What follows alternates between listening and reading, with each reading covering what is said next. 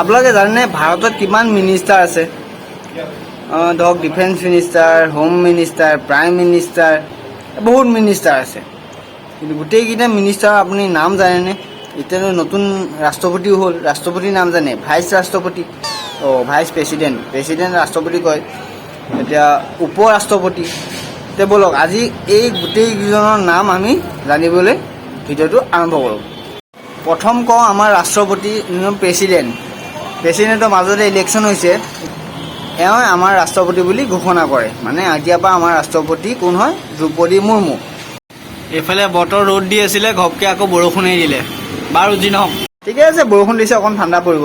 বাৰু উপ ৰাষ্ট্ৰপতিৰ নাম কি? উপ ৰাষ্ট্ৰপতিৰ নাম হ'ল, এইজন হ'ল জগদীপ ধনখড়, আমাৰ ভাইচ প্ৰেচিডেণ্ট মানে উপ ৰাষ্ট্ৰপতি। এইবাৰ কওঁ প্ৰাইম মিনিষ্টাৰ। প্ৰাইম মিনিষ্টাৰ নামটো জানেই, নৰেন্দ্ৰ মোদী। এইটোতো ক'বলগীয়া কথা নাই, চবেই জানে, গোটেই মানুহে জানে নৰেন্দ্ৰ মোদী বুলি ক'লে সৰু ল'ৰা ছোৱালীৰ পৰা বুঢ়ালৈকে চবেই জানে। এতিয়া আহিল এডুকেশ্যন মিনিষ্টাৰ, মানে আমাৰ ভাৰতৰ শিক্ষা বিভাগৰ যোনজন মন্ত্ৰী হ'ল ধৰ্মেন্দ্ৰ প্ৰধান। দেখিবলৈ হ'ব, এওঁ হ'ল ধৰ্মেন্দ্ৰ প্ৰধান শিক্ষামন্ত্ৰী বা education minister. Chief justice. Chief justice মানে আমাৰ কোৰ্ট আছে, হাই কোৰ্ট আছে, সুপ্ৰিম কোৰ্ট আছে, চবতকৈ ওপৰত আছে সুপ্ৰিম কোৰ্ট। সুপ্ৰিম কোৰ্টৰ যোনজন মেইন জাজ আৰু তেওঁৰ নামটো হৈছে Uday Umesh Lalit. Home minister. Home minister মানে বিত্তমন্ত্ৰী, অমিত শ্বাহ। শ্বাহক চিনি পাই চাগে। তেওঁ যিমান ভাৰতৰ টকা পইচাৰ খেল আছে চব সিয়ে খেল। ক'ত কিমান টকা লাগে, কি নালাগে, চব তেওঁৰ হাতৰ পৰাহে বেলেগত দিয়ে। তেওঁ হ'ল হোম মিনিষ্টাৰ মানে বিত্তমন্ত্ৰী। বিত্ত মানে টকা।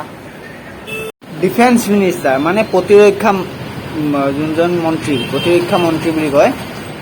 তেওঁ কি কৰে, আমাৰ এই যিমান সেনা আছে ন, স্থল, জল আৰু বায়ু, এই গোটেই সেনাটো সঞ্চালক বুলি ক'ব পাৰি আৰু। এতিয়া মাজতে ৰাফেল আহিছিল, ৰাফেল আনিছে, ৰাজনাথ সিঙে ৰাফেল আনিছে, কাৰণ তেওঁ প্ৰতিৰক্ষা মন্ত্ৰী যিহেতু সেইবিলাক গোটেই কামবিলাক এনেকৈ। এতিয়া যদি নেভিত জাহাজ লাগে বা গুলি বাৰুদ বম যি লাগক সকলোখিনি তেওঁ চায়। স্থল সেনাই কয় যে আমাৰ তাত গুলি নাই, বম নাই, পিষ্টল নাই, ভাল হাথিয়াৰ লাগে, আৰ্মছ লাগে, সেইবিলাক সকলোখিনি তেওঁ চায়। ডিফেন্স মিনিষ্টাৰ ৰাজনাথ সিঙে। এওঁ হ'ল নিৰ্মলা সীতাৰমণ। এওঁ ফাইনেন্স মিনিষ্টাৰ। ফাইনেন্স মিনিষ্টাৰ মানে ধৰক টেক্স কালেকশ্যন কৰা, আকৌ আমাৰ যিমান বেংক আছে, বেংকৰ কিছুমান নিয়ম থাকে, সেই নিয়মবিলাক ওলায়। পিছত আকৌ কিমান টকা বাজেটবিলাক বনায়, যে আমুকটো বস্তু কিমান টকা হ'ব, কিমান টকা হ'ব, এনেকুৱা দীঘলীয়া বাজেট এটা বনায়। সেইবিলাক চব কৰে এই ফাইনেন্স মিনিষ্টাৰে, মানে নিৰ্মলা সীতাৰমণে। এতিয়া বৰ্তমান তেওঁ সেইটো কামত কৰি আছে। মনসুখ মণ্ডাভিয়া, এওঁ হ'ল হেল্থ মিনিষ্টাৰ, মানে আমাৰ যিমান হস্পিটেলৰ যিমান যি কাম আছে, চৰকাৰী হস্পিটেলৰ যিমানবোৰ কাম চলায়, এওঁ আণ্ডাৰত কামবিলাক চলি থাকে। হেল্থ মিনিষ্টাৰ, সেইকাৰণে তেওঁক এই বাবটো দিয়া হৈছে।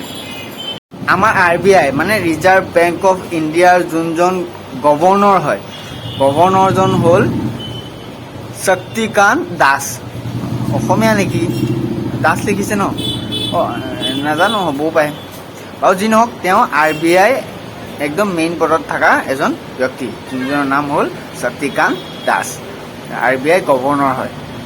এতিয়া আপোনাৰ টকাত এটা গভৰ্ণৰৰ চহী থাকে নহয়, দেখিছে নাই? সেই তেওঁ চহী মাৰে।